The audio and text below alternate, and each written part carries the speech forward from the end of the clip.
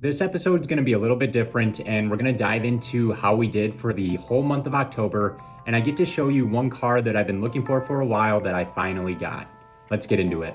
So to get into the overall performance of October here, we'll start with kind of the traffic data points, and we'll start with impressions, which you can see is down a good amount.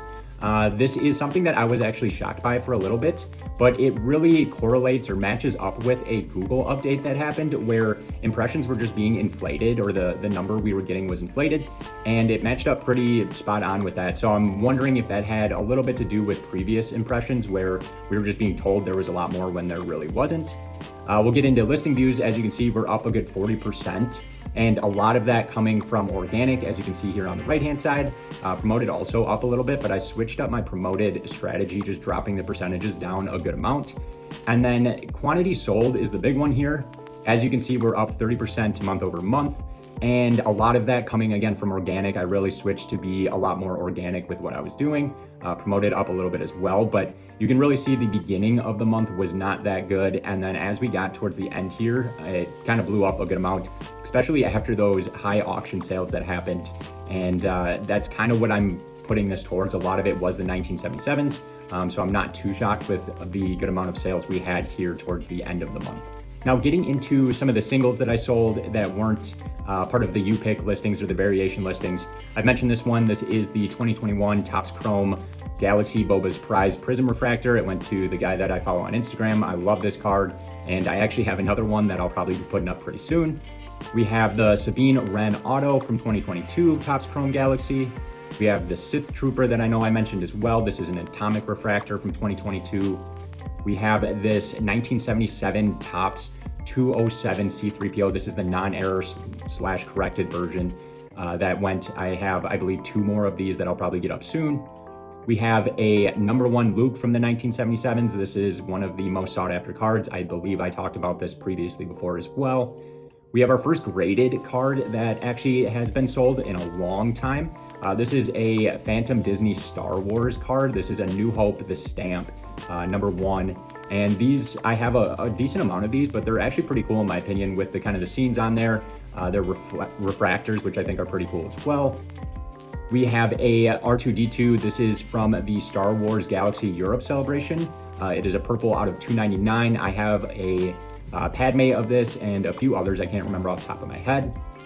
We had the Hunter, which is the 2023 Topps Chrome out of 99 green refractor.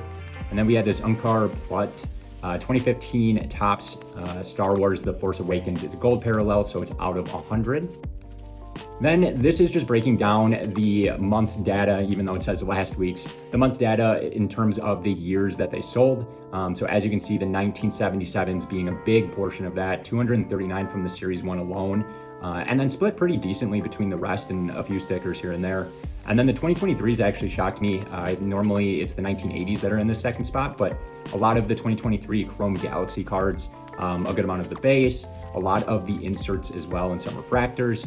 And then you can see as we go down the 80s, the 83s, the 22s, 1993, 95s, and then a few of the 2024s, which is probably the year that I have the least amount of cards. But as you can see, it was a pretty good month overall. We had a lot of cards sold at 882, a good amount of listing views, and I feel really good about the month after a little bit of a down month in September.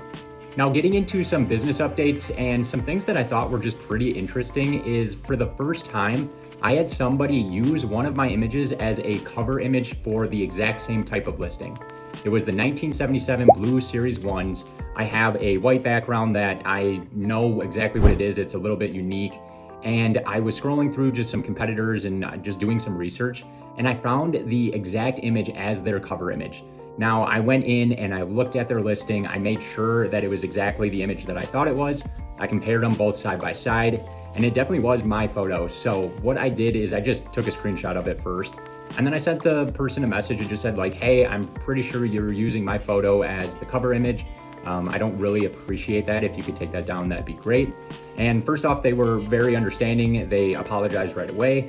They said they knew they pulled it from somebody else, but they didn't know who. And then they kind of questioned a little bit about the fact of like, oh, is your listing still up? So I sent them the link. I just explained again, like, hey, this listing is still live. I would really appreciate if you don't use my image. and he went away and just took it down and was good with it. So it was just something that I found very interesting. I've never had somebody use one of my photos before, but for the series that obviously I sell the most, and that is the most popular for the 1977s, it was something I really wasn't a fan of. But I appreciate the seller for taking it down right away, and I've checked around a little bit more just to make sure it's not happening elsewhere, and it's not. So it's something that we'll move on from, but I'm definitely going to keep an eye out. If it happens again, I'll definitely send another message and see if we can get it taken down right away. But let me know if you've ever had this happen, and if you have, what you normally do, if you just send them a message, if you report them, because I'm pretty sure that you can't use other people's photos for your listings or for your cover image as well. Now, the second thing I want to get into really quick, I know a lot of people have covered this, but the new promotion rule that eBay has coming up in January. I know they've been testing it other places, but it seems like it's coming to the US here in January, and I have it pulled up. It says January 13th, but it's their Halo attribution. And the one thing that I find extremely interesting, since I work in marketing, is the way that they're saying how this attribution is bringing you a sale and they're charging you. So they're talking about it here in terms of an attributed sale from a general campaign when a buyer purchases the same item that was featured in the ad that was clicked on by any buyer in the most recent 30 days. So to me, that pretty much means that you're charging me pay per click when that's not the type of campaign that I want to run. And it just doesn't make sense. Yes, maybe it boosts the listing a little bit when I get a view from a promoted link and somebody clicks on it and doesn't purchase. But to say that if somebody clicks on that and then I personally send that link to a collector that I've connected with and they purchase it, you're going to charge me the ad fee? It just doesn't make sense to me. And so my plan is to gradually decrease my percentage on my promotions over time. And when January 13th comes around, I just might not be doing any promotions. I don't want to be charged something that doesn't really bring in a sale. And to me, the ad fees just don't really make sense right now. I've talked with help or customer support a ton, and they're just not super clear on everything.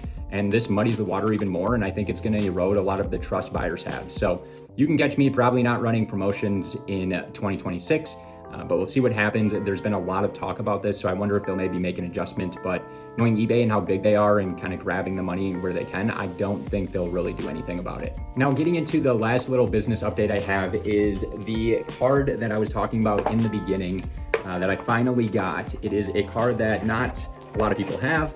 It's not out there a ton, and it's definitely very sought after. And it is the 1977 Goldenrod C3PO. As you can see here, it's in pretty good condition. It's not amazing condition. The back's pretty all right as well. That's mainly just from the sleeve there, but I finally got my hands on one of the Air cards. Most of the ones that I have are the 207 corrected version. As you can see right here, this one's in really good condition. But you can tell the difference there.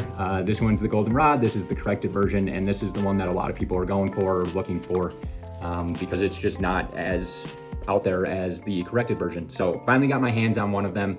I'm not 100% sure what I'm gonna do with it, if I will keep it, if I will put it up for auction or just do it buy it now, but I was pretty pumped to get it in the mail. I texted a buddy of mine and he was pretty pumped as well, and he's not even into Star Wars cards. So that's a small little business update that I thought was definitely worth sharing because it's something I find extremely cool when you can find and get a rare card like that. Now, getting into some of the more interesting sales of the past week, we're looking at a 1977 OPG PSA 8 of the Luke Skywalker #1.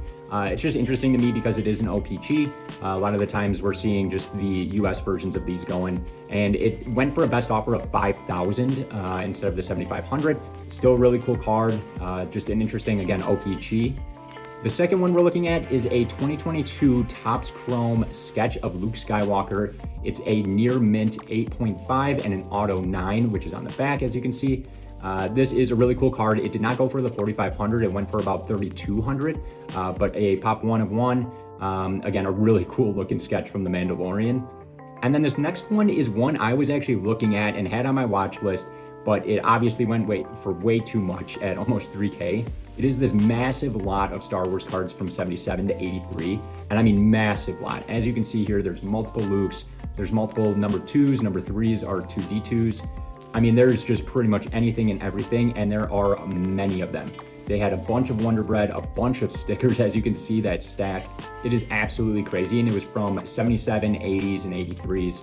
Just a beautiful collection, to be completely honest. Whoever got this is probably extremely happy because I had my eye on it for, the stock reasons and being able to sell cards and not have to go buy a bunch more. But it went for way too much money. I'm not paying that much. But just something I wanted to highlight as a very unique type of listing. And not a lot of people are looking for all of these cards. They're mainly looking for those singles, the superfractors or autographs or sketches. But for something like this to go for as much as it did with as many bids, I was just very curious. Kind of sad that I couldn't, reach that price point, but at some point we'll get there. But that is the main one that I wanted to highlight for this week. And with that, that is another episode of the Journey of Tommy's Trading Post. It was the October recap, as I like to call it. And again, I really appreciate all the support on the videos, on the reels, on the shorts, whatever it is. I've had a lot of people reach out to me, a good amount of people liking and commenting on the videos, and it just means a lot as I love Star Wars cards, and being able to sell them and also make videos on them is just something I truly enjoy. So if you're looking for, again, any updates on the market of Star Wars cards, eBay tips and tricks or thoughts, or pretty much anything in between, stay tuned for next week's episode, and I'll see you then.